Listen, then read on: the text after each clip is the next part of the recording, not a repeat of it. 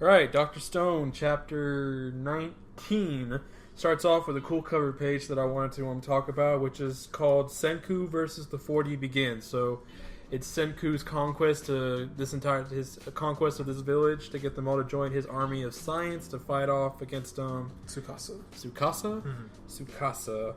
And what we were just talking about before we started this was that it says that this is the Z-19, the 2 million year hiding place in my...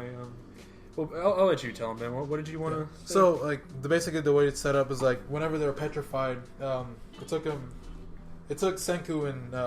Senku, Taiju, and... Senku and Taiju only have recently, for... I don't know how long, maybe a couple months, have only recently been, unpetrified from their captivity. Uh-huh. But there have been other people besides them that have been, have been living in this world for millennials of years. So to us, the reader, it seems like this has only been a recent thing, the petrification. But this tells us this has been going on for literally as long as the Stone Age was from our time. Yeah. So it's when you think about it, it's kind of it's talking about the stone petrification took 3,700 years to happen. So over that period of time, you had humans reproducing that weren't affected by the petrification. You had them reproducing, and basically where they're at now, technology-wise, is where humanity was 2 million years ago. Yeah. Basically in the Stone Age. So they have nothing that we can think of now. And Senku is there with all of his modern... he was just a genius back during his day. Yeah, so he has knowledge of all the modern, the modern sciences, the modern stuff. So he's there to kind of drive them forward. Is the kind of the... Which is a very cool philosophical argument of just, fuck, I remember what I was going to say now. It was just weird to think, these people have been surviving for so long, and they just now recently got up to where they were now, and Senku can do this in, only a few months that he's been released. He already broke the formula of how to break people out of the petrification. So it just goes to show, just how very smart Senku is. But and then it just goes to show, the power of science. It can drive civilization 2 million years ahead if needed, necessary. And, you have that... All that embodied in Senku, he's I'm here to drive you guys forward because I know there's a war about to happen, and I'm here to get you guys to where you need to be. Yeah, to save that. I remember what I was going to say. I was it's a philosophical argument, just everyone that was petrified lived in the modern world at the time, but when they broke free and they lost all their technology died and fell out, they couldn't do anything. They became as primitive as stonemen without electricity, running water, and stuff. Yeah. So it just goes to show that you can't be attached to all this modern machinery. You need to learn how to do things for yourself. Yeah, you have to learn how to survive. I'm assuming in these 2 million years, we see in 2 million years what this tribe can just barely do now, and it's just and the fact that there's only 40 of them left. There's only 40 in the tribe. Yeah, we can assume that I'm pretty sure there's other tribes, but in the story now, there's just the 40. Yeah. Okay, I was gonna go somewhere, but also Tsukasa has an army now too, because he knows the formula for depetrification. So he's been building an army of people who have the same kind of ideology as he does. Yeah, so continuing with the chapter, Senku goes into Chrome's cabin, whatever you want to call it, of all the rocks and materials he's gathered up, and he's just all amazed at all of the all of the rock designs, and Chrome's just check out my collection. Check out my collection. I'm not as bad as you think I am. And then we just got what was her name again? Her name Kasu. Her name was Kohasu, but the blonde-headed woman that he saved a few chapters ago, we get her looking at him just Kohaku. Her name is Kohaku, yes. Oh, it was so close. Kohaku. We found out that her that she's just aren't these just a bunch of ordinary rocks? Because she's a warrior. She doesn't think about it. You just get he's oh, here's malachite. Oh, here's rhodium, and he's just that one's and you just see Chrome behind him. He's that one's crazy tough. Chrome doesn't know exactly what Zenku's talking about, but he's just I know this rock is stronger than this rock. And it's just it's so funny. And then you get another one where he's just where Senku's this is galena, and Chrome goes, yeah, when you smash that one, it gets super crazy sparks out of it.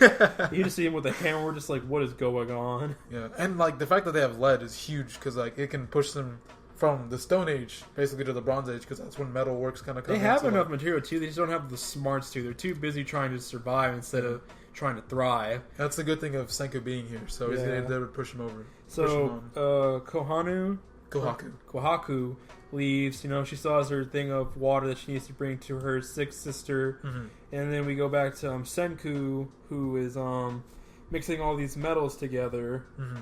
We don't exactly know for what. Well, okay, so it says like they're talking about Cinnabar, which is referred to as a philosopher's stone, and they mix it up and with a bunch of other things, and then they get mercury, and then they get liquid mercury, and then he also talks about Dragon Quest. He like brings up a few Dragon Quest things. He likes it's even popped up in Dragon Quest, which is the material of the philosopher's stone. So we find out that through mixing these things together, that you combine mercury and you melt gold down to its dust form and mix it in the pot. Yeah. And then he gets Gold Wolf to put his spear end into it. So he pulls it out and it becomes gold. He's just like, you know what, your name's Gold Wolf.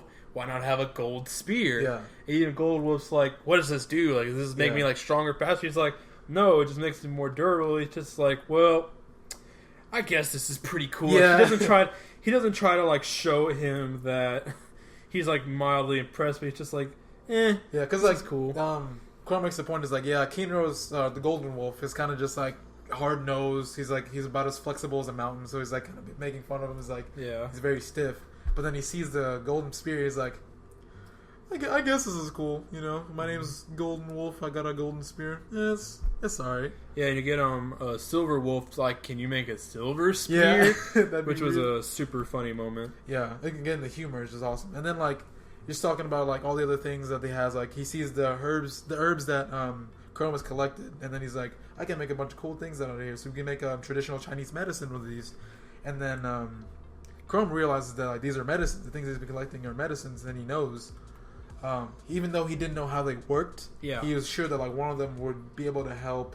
Yeah, because Chrome's whole deal is that he just collects everything interesting he sees and just experiments with it. So, and we get to learn a little bit about Chrome that he actually has like a soft side for Kohaku's sister. Yeah, he wants to save her of her illness. Her name is Ruri, by the way. He mentions like if there's any way I could heal Ruri's illness, I'll collect anything if I have to. That's the reason why I became a sorcerer.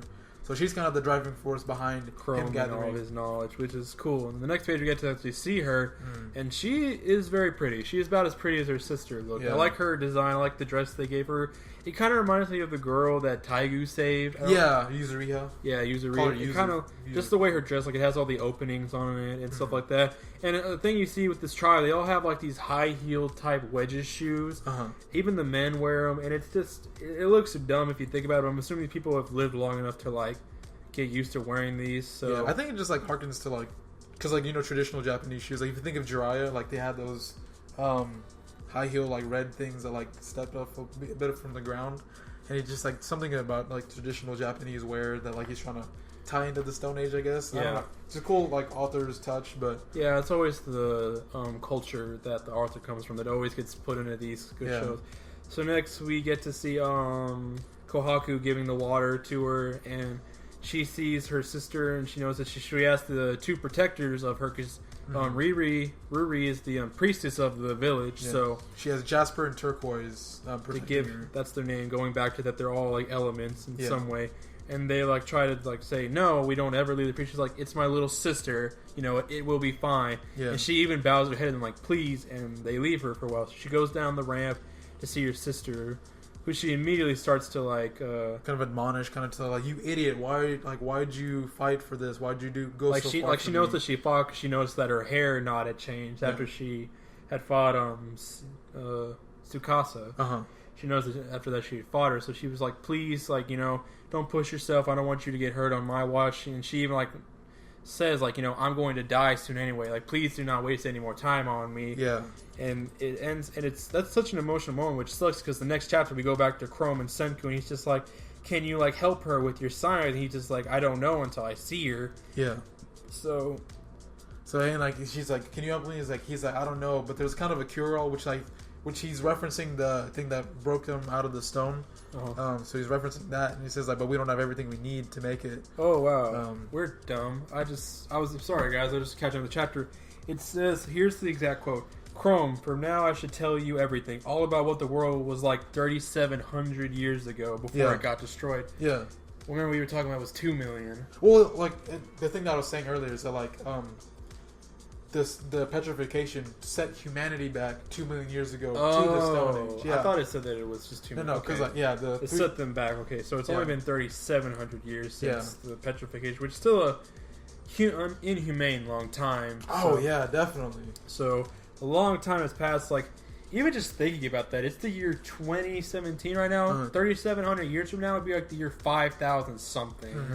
That's crazy. That's not. I can't even imagine that. And that many years ahead of us, and we've fallen behind 2 million. Honestly, and like if you think about it, like just for Senku to keep his mind whenever he's being petrified for 3,700 years, and then the same thing for Taiju.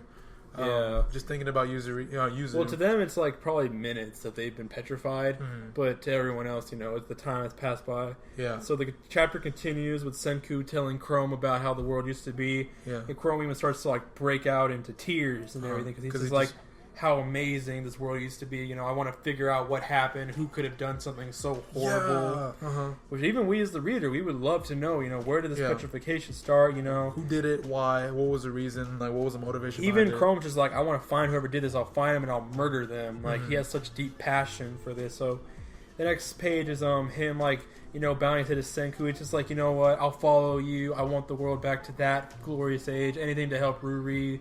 So he finally like gives up his stubborn. He's just like, I will follow you. I will be part of your army. So Senku wins Chrome, and he wins all that stuff. Like not just like physically, but like he wins them like emotionally. Like he has a partner now who can get him the resources that he needs. And then like I like the next scene a little bit. He says like all 2 million years of human development is with me right here. So he's like, I will push humanity forward back to the modern age. Yeah, and then Chrome like it's like, what, I'll do the same. Me and you together, we will fight this. We will build the world back up and stamp out Ruri's illness. Yeah. And that's the end of that, with him making that bold statement. So the next chapter will probably be Chrome and Senku going to Ruri to see what's wrong with her. The village will probably not let Senku anywhere near the priestess. Yeah.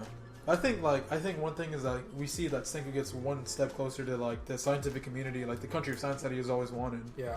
And we also get introduced to Ruri, and we just see that like I think him winning Chrome's trust as well as winning Kohaku, Ruri's little sister's trust. I think once he wins on Ruri's trust, like the entire village will have to follow. Yeah. But he's already got a foot in the door with Kohaku. Yeah. So like once they heal Ruri, I'm sure like something will have to. I'm sure like I'm not gonna say that it's gonna be like a simple thing to heal, but it might just have to be like the fact that like the petrification might have taken like something might be wrong with her. Like, maybe she's been like petrified for so long, like her body was still shut down. Yeah, like should be something as simple as that.